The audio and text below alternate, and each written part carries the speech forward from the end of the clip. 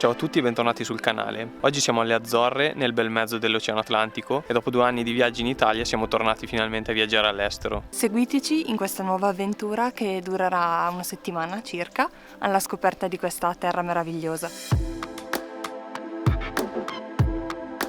Le Azzorre sono una regione autonoma del Portogallo. Questo arcipelago, formato da 9 isole di origine vulcanica, si trova nel mezzo dell'Oceano Atlantico. Il clima è sempre mite, anche ora a metà dicembre le temperature variano tra i 12 e i 20 gradi.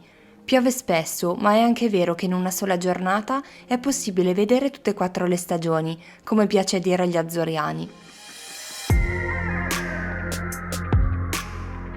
Noi visiteremo São Miguel, la più grande delle 9 isole. I collegamenti con le altre sono molto più frequenti in estate e in inverno sono decisamente più cari. Così abbiamo deciso di concentrarci solo sulle bellezze di São Miguel, che ve lo anticipiamo non sono poche. Atterrati nel tardo pomeriggio, giusto il tempo di ritirare la macchina a noleggio e andiamo a fare il check-in all'appartamento che abbiamo affittato per i primi 3 giorni di viaggio. È un piccolo bungalow ristrutturato, dipinto di giallo e verde. Ci innamoriamo subito di questo luogo e della sua atmosfera rilassata. Dato che siamo impazienti di esplorare i dintorni, ci dirigiamo alla Praia dos Mosteiros, caratterizzata da enormi massi in mezzo all'oceano dalle forme particolari. Una leggenda dice che questi 2 faraglioni siano le porte d'ingresso ad Atlantide.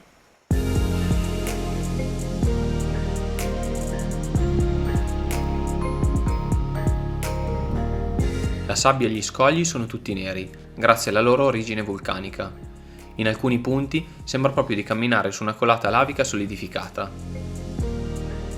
Vicino alla spiaggia si trovano le piscine naturali Caneiros, che permettono di fare il bagno al riparo dalle onde dell'oceano.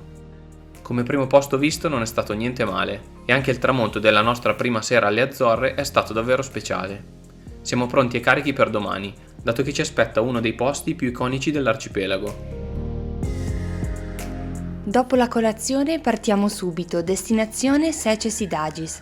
Questo parco naturale, che prende il nome dal paese in cui si trova, è davvero incredibile. Il punto migliore per godersi questo spettacolo è senza dubbio Miradoro da Boca do Inferno. A São Miguel capirete da subito che i punti panoramici sono ovunque. Molti di questi, stupendi e molto curati, devono essere inseriti assolutamente nel vostro itinerario, proprio come questo miradoro imperdibile. Dopo un bel sentiero di circa 2 km immerso nel verde e in una natura incontaminata, si apre davanti a noi uno spettacolo incredibile. Si vedono il lago azzurro e quello verde, la città e dietro l'oceano immenso.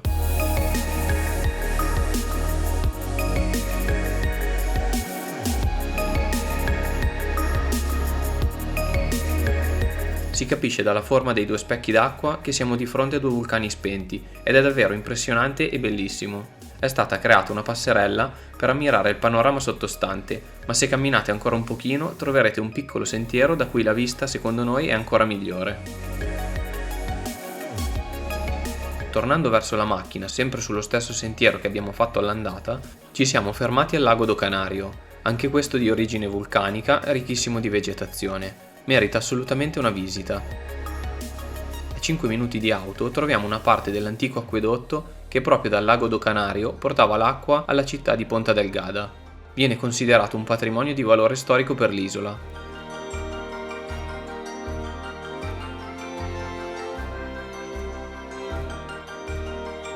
A pochi chilometri dal Miradoro da Boca do Inferno non perdetevi anche il Miradoro do Rei. Qui si trova un enorme hotel abbandonato. Se volete fare un po' di urbex qui a São Miguel, questo è il posto perfetto. Questa zona dell'isola è verdissima e piena di ortensie, fiore caratteristico e simbolo delle Azzorre. È un vero peccato che non sia periodo di fioritura, sicuramente in estate sarà meraviglioso, ma anche così è davvero uno spettacolo. Il paese di Sete Cidades è molto carino, con tutte le casette bianche e con le porte colorate. Da qui partono sentieri che costeggiano i laghi, perfetti per una passeggiata rilassante. Il lago azzurro visto dall'alto è stupendo, però anche da qua, dall'interno del cratere, è spettacolare. La chiesa di São Nicolau è una piccola perla, il viale alberato che porta al suo ingresso la rende davvero inconfondibile. Tornando verso la nostra casa a Ginetes, vediamo le indicazioni per un faro e dato che non abbiamo mai visto uno in funzione, non vogliamo perdercelo. Ha un grande fascino per noi, associamo i fari sempre a grandi avventure.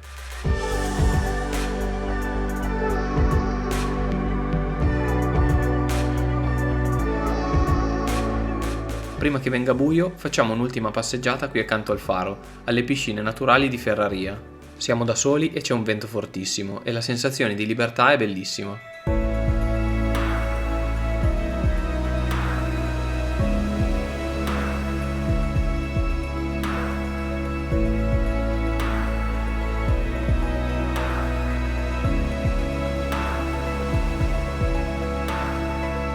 Il giorno seguente iniziamo la giornata con un trekking alla cascata do Salto do Prego. È un percorso abbastanza semplice di un paio d'ore, ma quasi tutto in salita.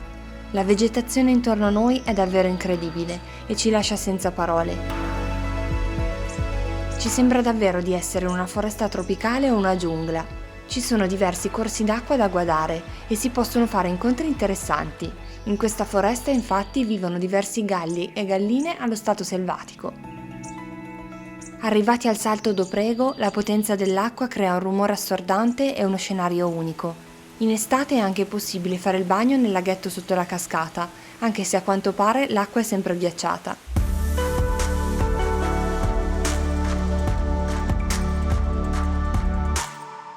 Dato che oggi il tempo non è dei migliori e abbiamo camminato un bel po' questa mattina, decidiamo di concederci qualche ora di relax a Caldeira Velia, una zona con diverse piscine naturali circondate da una flora a dir poco straordinaria. Bisogna prenotare l'orario d'ingresso online se si vuole fare il bagno, ma è possibile anche visitare solo il parco a prezzo ridotto.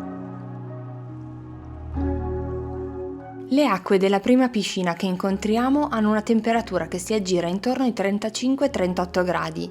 Sono davvero caldissime e super rilassanti, specialmente ora che sta piovendo.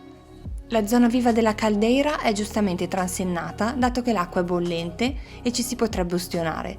È uno spettacolo vedere quello che madre natura può creare. Camminando ancora un pochino nel mezzo di piante enormi che sembrano uscite direttamente dal set di Jurassic Park, arriviamo a una piscina con l'acqua più fredda, intorno ai 20 gradi, con una cascata dalla grande bellezza. È un posto magico e romantico, forse complice la pioggia l'abbiamo trovato vuoto ed è stato davvero fantastico.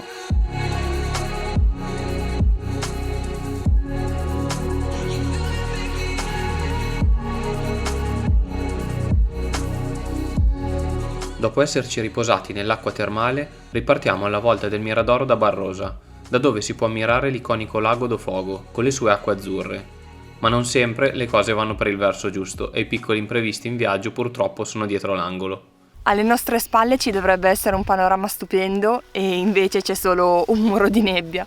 È proprio vero quello che dicono che alle Azzorre in una sola giornata si possono trovare tutte e 4 le stagioni. Questa era soltanto la prima parte dedicata al nostro viaggio all'isola di São Miguel alle Azzorre. La settimana prossima uscirà il secondo ed ultimo. Lasciate un mi piace e iscrivetevi al canale se volete supportarci. Ora vi lasciamo qualche anticipazione di quello che vedrete nel prossimo video.